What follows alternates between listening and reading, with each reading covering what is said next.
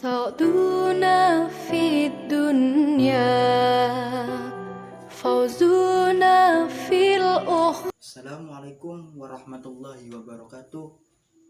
Alhamdulillahi rabbil alamin. Wa bihi nasta'in ala umuri dunya waddin. Wa ala alihi wa ashabihi wa man tabi'um bi ihsani ila yaumiddin. Amma ba'du. Ingkang kula hormati para alim ulama, para aulia, para kiai, para syekh, para asatid, para mubaligh, dan ingkang kula hormati dan ingkang kula banggakan para penonton. Alhamdulillahirabbil alamin. Ketemu maning ning YouTube Wong Kabut, ajak lalen di subscribe, dipencet tombol subscribe sampai muni, dipencet di subscribe, dipai jempol munjuk, dimuniakan tombol loncengnya. Ketemu maning ning YouTube Wong Kabut. Semoga sing nonton, sing subscribe, sing deleng wali manfaatnya, amin amin ya rabbal alamin.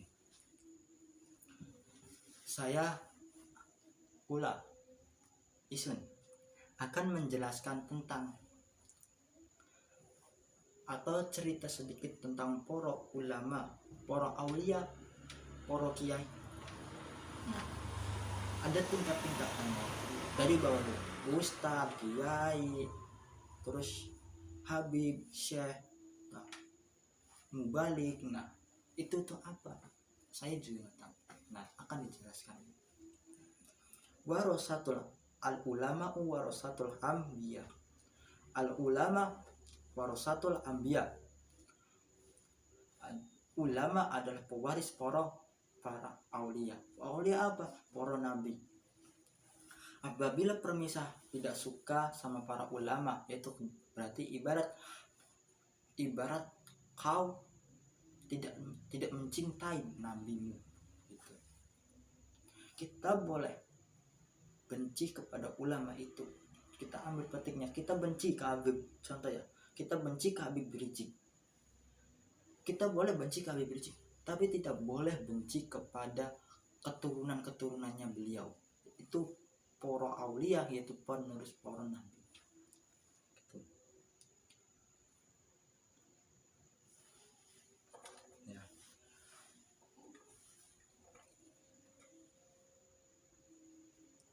Terus apa itu ustad? Apa kiai? Nah, apa itu syekh? Kalau syekh itu pengambilan dari kata bahasa Arab syekh, Habib syekh. Nah, itu kalau Habib syekh, syekh itu berarti keturunan dari Arab, al-Arabiyah, dari Arab, kota Mekah. Kalau Habib adalah Habib itu adalah keturunan yang benar-benar melalui nasab Kanjeng Nabi Muhammad SAW. Nah, kalau kiai adalah anak, kiai adalah penerusnya para aulia, tapi melalui nasab para wali-wali Jawa gitu. Atau dengan setaranya dengan ustaz gitu.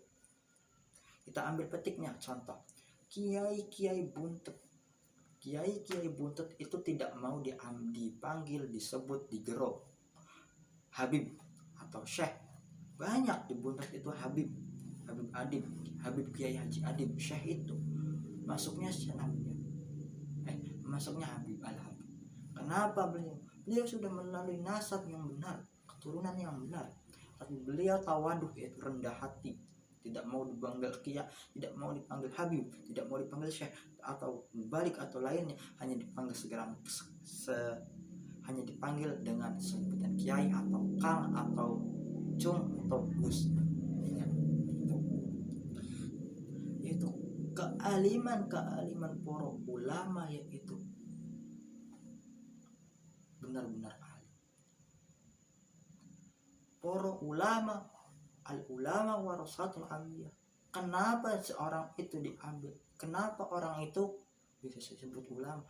Karena dalam keilmuannya, dalam ilmu itu terutama itu ilmu itu diraih oleh akhlak, Al-adabu faqul ilmi, dan akhlaknya yaitu benar-benar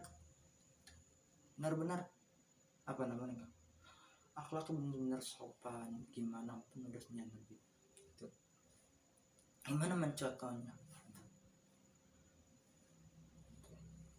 Parah, kenapa cari kiai buntet ciken ya. Kita beli pengen digeruh Habib, beli pengen digeruh Syekh, beli pengen digeruh kiai bagai syukuran atau digeruhkan atau ustad. Nah, kenapa tidak bahwa namanya kekanan baik, bahwa si kiai itu sadar diri kalau Habib kalau Habib itu keturunan Nabi, benar-benar harus mewariskan keturunan jejak-jejak para nabi, para aulia. Nabi nggo onta beli. Nabi perjalanannya itu karo onta, melakukan karo onta, dudu motor, dudu mobil. Nah, misalkan para aulia, para kiai itu benar-benar meneruskan jejak-jejak Nabi, itu harus dengan kayak gitu. Nah, jadi kiai itu dengan apa? Benar-benar meneruskannya. Misalkan para kiai itu pengen dipanggil Habib, pengen dipanggil ya Habib. Kenapa? Gini aja kesimpulannya, kalau dipanggil Habib itu benar-benar harus mewarisi keturunan Nabi dari sejak jalannya, tidurnya, dalam kendaraannya.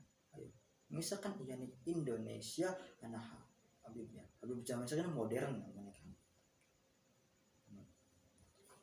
Gitu aja ya. Lanjut ke ceritanya. Para ulama, para aulia itu mempunyai sebuah karomah, mempunyai sebuah, menjadi bahasa kasar, kesaktian. Kita ambil dari Kiai Buntet, Kiai Haji Adim Profiuddin Ija Buntet Pesantren. Beliau adalah seorang kiai, seorang sesepuh pondok Buntet Pesantren.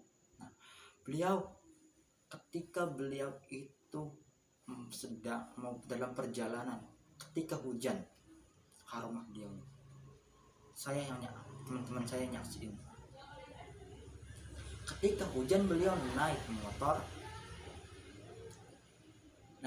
ya, berdua sama santrinya kehujanan tapi beliau tidak kehujanan. Nah, itu karomahnya para aulia, para kiai, para ulama itu.